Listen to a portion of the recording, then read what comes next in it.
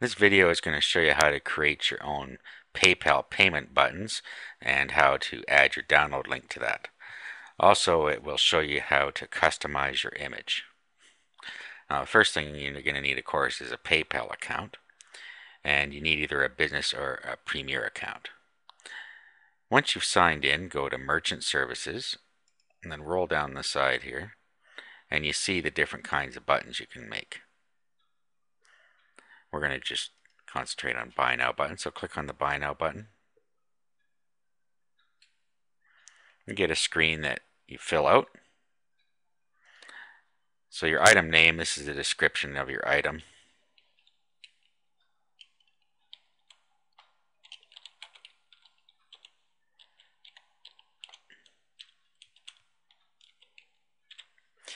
You can give it an item number.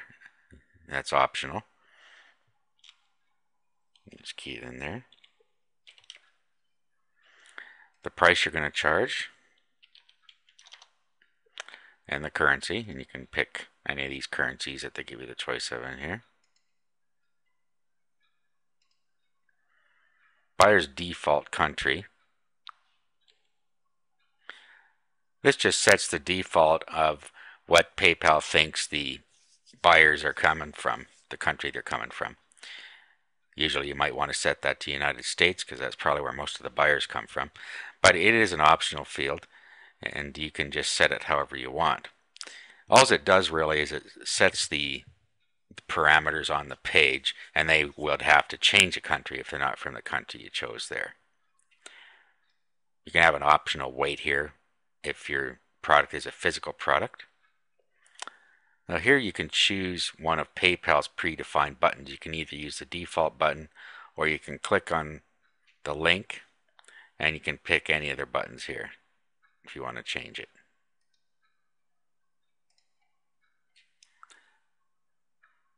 When it goes back, you'll see that it has a new button in here.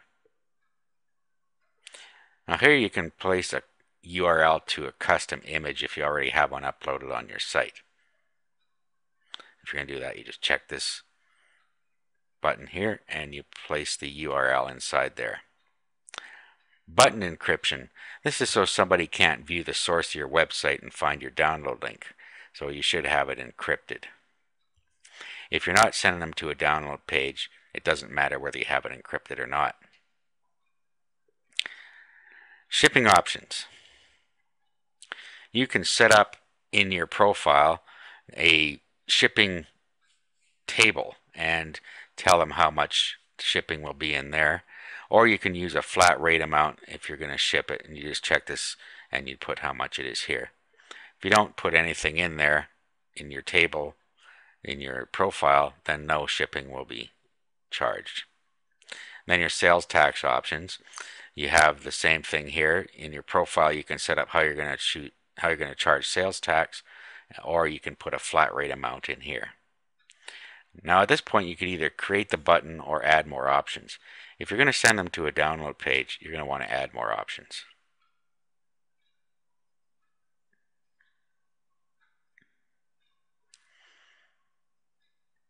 Now you can set up different page styles.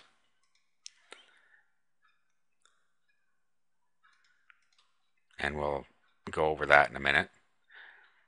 But if you just leave it as default, it'll just use PayPal's colors on there and you'll use the standard PayPal page. Now here, this is where you would put your download link to your product if you were sending them to a URL after you were done. So you'd already have to know that in advance.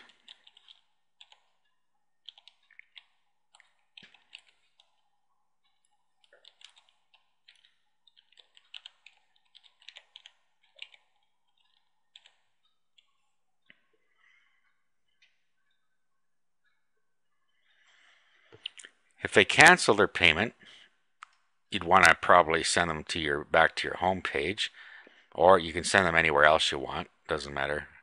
I usually just send them back to the home page. So you can put that in there.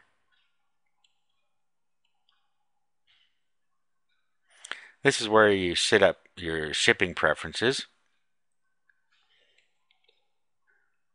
This, of course, is for physical products. And the first one, if you wanted them to be allowed to purchase more than one, you'd set this to yes. Otherwise, it won't let them change the quantity field, and it will remain as one. Here you can set whether you want to make shipping optional or have required shipping or no shipping needed. So in a digital product, you can just set that to no shipping needed.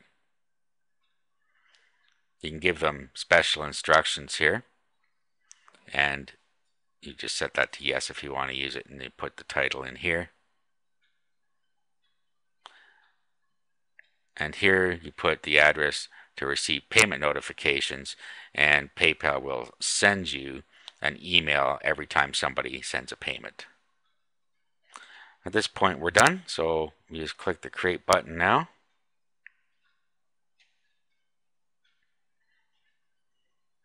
And you get an encrypted HTML code for your websites here.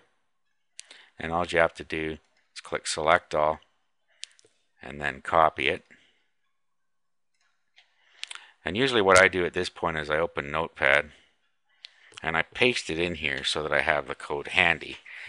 That way I can leave PayPal and have my button all ready to go. Here you'll see this begin PKCS7. This is the encryption, and this is what people will see when they view the source in your page, and that doesn't tell them anything as to where your download page might be.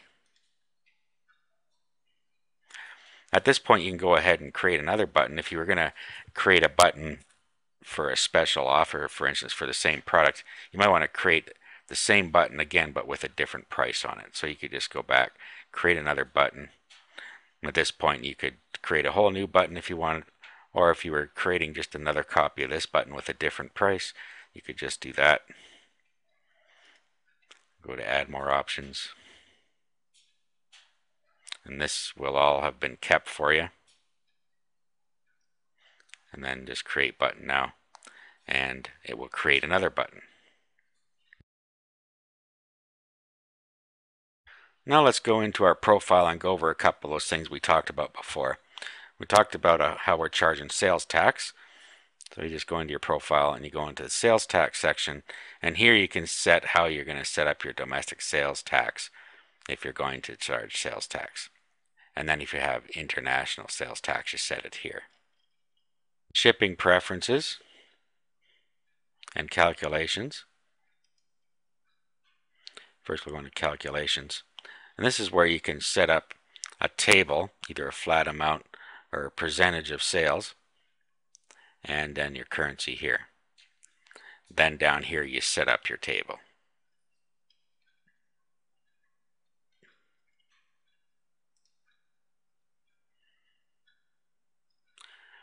Shipping preferences. This is just where your shipping information is. And you can put your UPS account information in here as well, and your default carrier. And if you want to have a return link to show to your buyers, you'd place that here, and then display a ship button. You can do that here and then choose which one you want. Save those options. Of course, this is not even relevant if you're shipping digital products. Down here we have custom payment pages. This is what I was talking about earlier. So you can, this is the PayPal primary one. You can actually create a new page just by clicking add.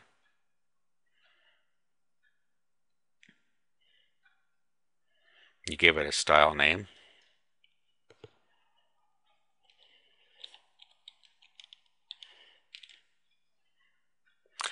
If you have a header image you want to use, you place that here.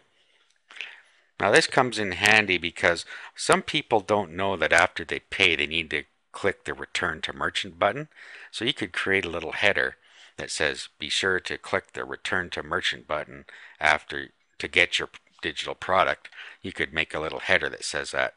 and put a link here to that so that every time somebody pays, they will see that. Your header background color.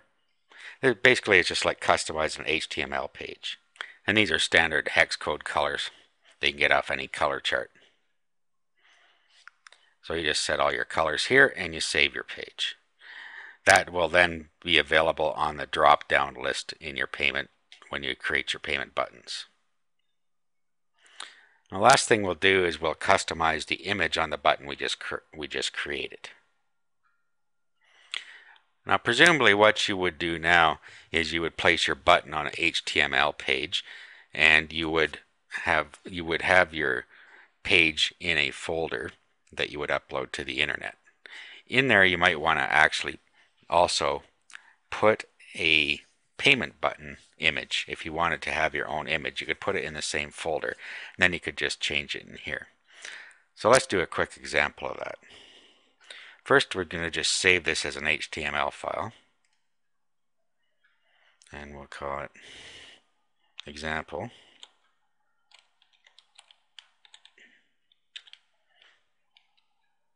.html.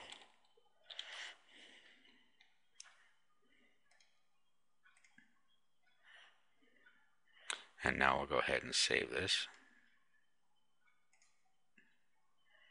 And you'll see that it's now been named example. So if I were to click on this now,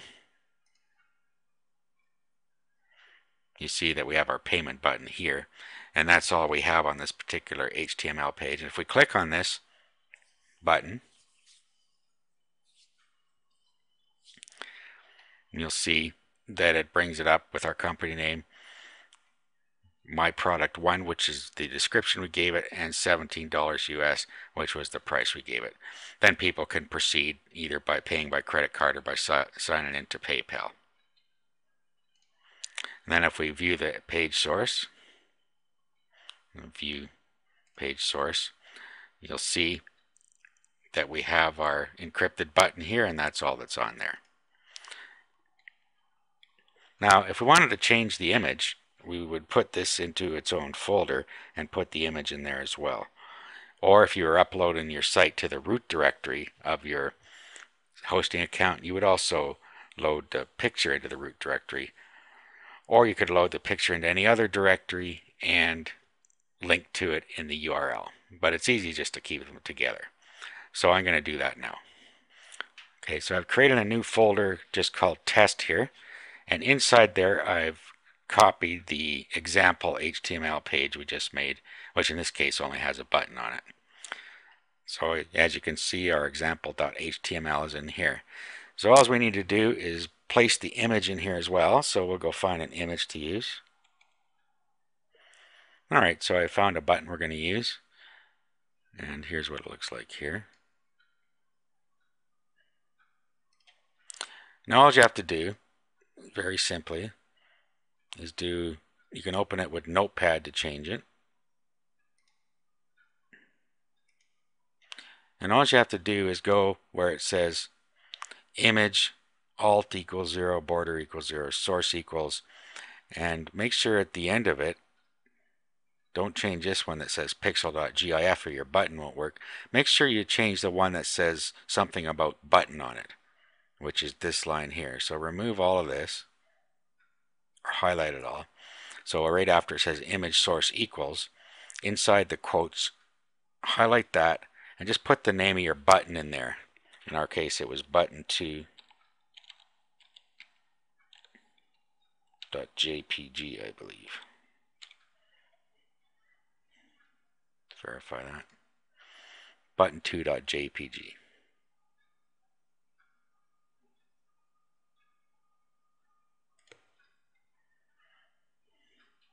Okay, so you see now it says image source button2.jpg, and that's all we need to change, so we'll save that. Now when we click on this, you'll see that it has replaced the button that PayPal gave us with our custom button. When we click on that, we go to the regular PayPal payment page. So that's it. That's how easy it is to create your own PayPal button.